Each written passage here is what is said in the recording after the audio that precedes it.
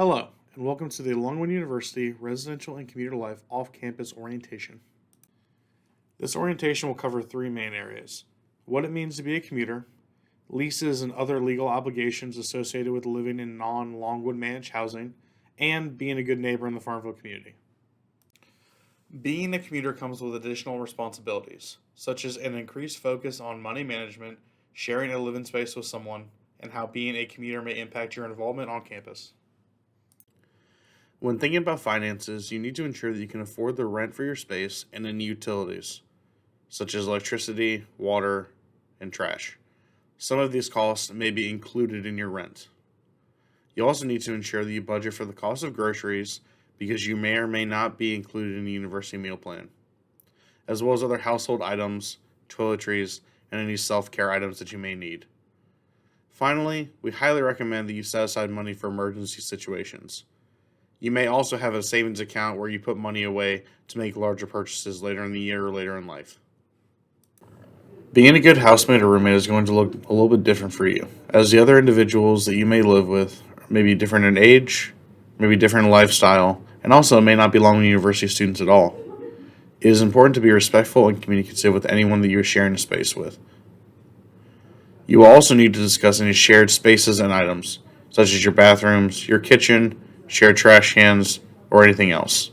At the end of the day, it is your job to put in a conscious effort to ensure shared spaces are respected. All of these things come down to communication.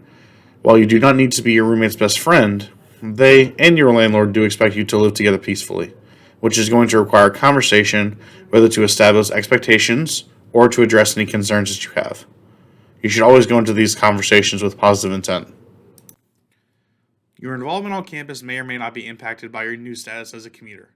Some commuter locations are within walking distance of campus, while others are 30 to 45 minutes away. It is important to make sure you budget your time appropriately to make sure you get to class and other required meetings on time, and to allow yourself to commute without feeling the need to rush from home to campus or back home. While you are not living in Longwood managed housing, residential and commuter life still has resources for you. The commuter lounge is located in Upchurch 202. The lounge has a refrigerator and microwave to reheat a packaged lunch that you bring with you on campus. There are also snacks and bottled water in the lounge if you need to pick me up throughout the day. In and of itself, it is a lounge that you can use to have a quiet space to study or just to decompress. There are also lockers on the first floor of Upchurch and in the commuter lounge for you to use to store any personal belongings throughout the day. Locker combinations can be received from the student engagement staff on the second floor of Upchurch. We also have full and part-time staff that can assist you with general questions and assist you with being connected to resources either on campus or in the Farmville community. Our number is listed on the slide should you need to contact us. Parking is a very important part of the commuting experience. On the screen are QR codes to the Parking Services web portal to order a commuter parking pass or pay for a ticket, as well as the QR code for the university parking map, which outlines all the areas on campus and in the town of Farmville that you can park as a commuter. Please pause the video now, scan these links, and bookmark them on your phone. If you need any assistance regarding parking, the Parking Services contact information can be found on the screen. Now, let's talk about conduct off campus.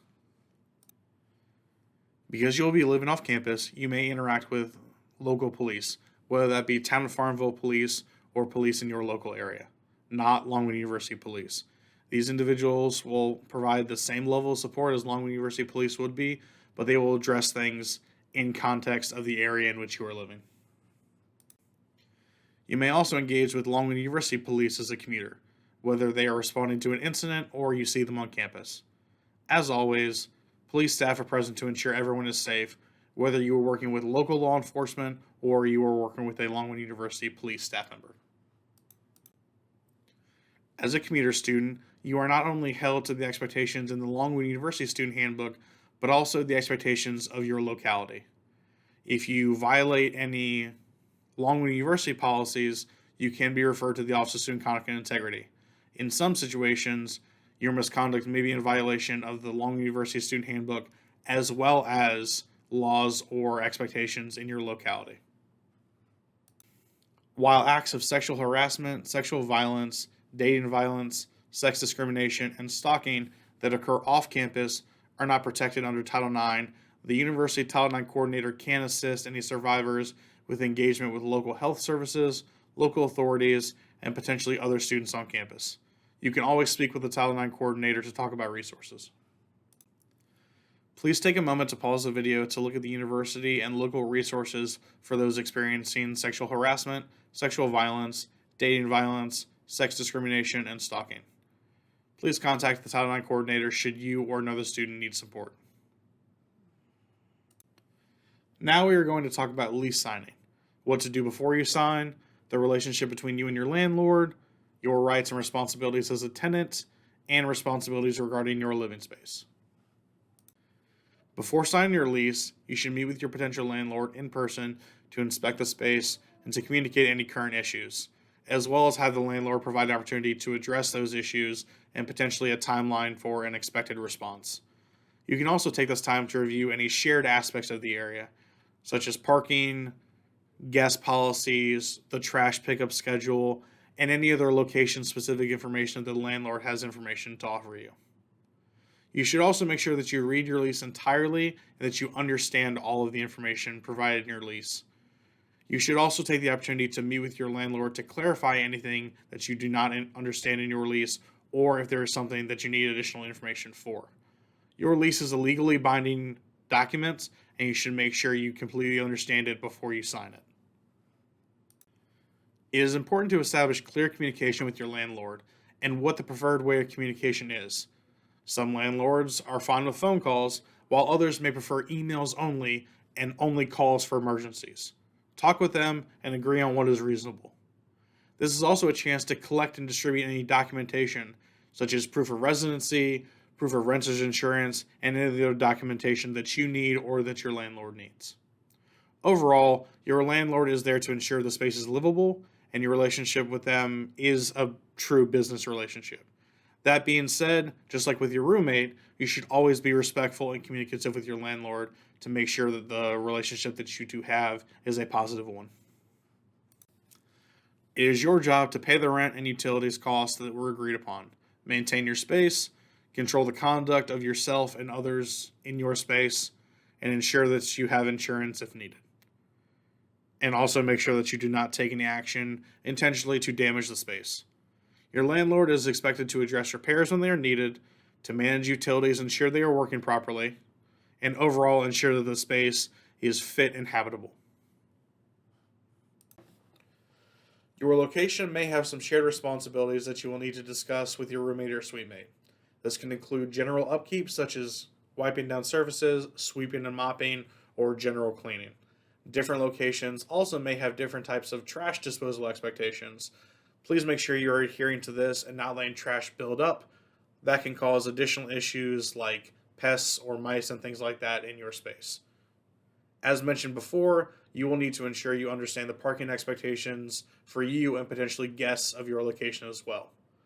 You may also have expectations from your landlord or maybe even your roommates or suite mates about formal inspections of the space to ensure that you are in compliance with any expectations with yourself as a tenant. In summary, read your lease completely and ensure you understand all obligations prior to signing. Inspect your space and communicate any issues and/or repairs that are needed, and discuss the expected timeline of those repairs. Communicate effectively with your landlord and your roommate or suite mates, and contact your landlord or legal services should you need assistance. Here are some additional resources for you. We highly recommend that you enroll in a renter's insurance policy. This covers your belongings in the event of theft or events such as a fire or a flood. These insurance policies also cover situations like injury of a guest while they are in your space. Some renters insurance policies may also cover hotel or other accommodations should you need to evacuate your space. There are also renters insurance policies that cover damage to your space that is conducted by guests. Your landlord may or may not require renter's insurance, but again, we highly recommend it. Please make sure you research different renters insurance policies to see which one works best for you.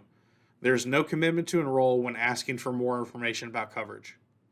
You may also be able to bundle renter's insurance onto an existing insurance policy that you have, such as your car insurance. This may simplify things for you and may be less expensive than a standalone renter's insurance policy. As always, discuss the cost of insurance with your family, any mentors or friends that you might want to discuss it with, and only commit to a policy that you can afford and one that meets your needs. Now that you are more connected to the town of Farmville or the area that you commute from, please remember to be courteous and respectful at all times. Take some time to meet your neighbors, take time to communicate expectations with community members, and be conscious of not only your safety, but also that of your neighbors and other community members. And always, if possible, take time to be engaged in the local community, whether that be through attending events, staying up to date with issues impacting your community, or potentially engaging with some community service if you're comfortable doing so.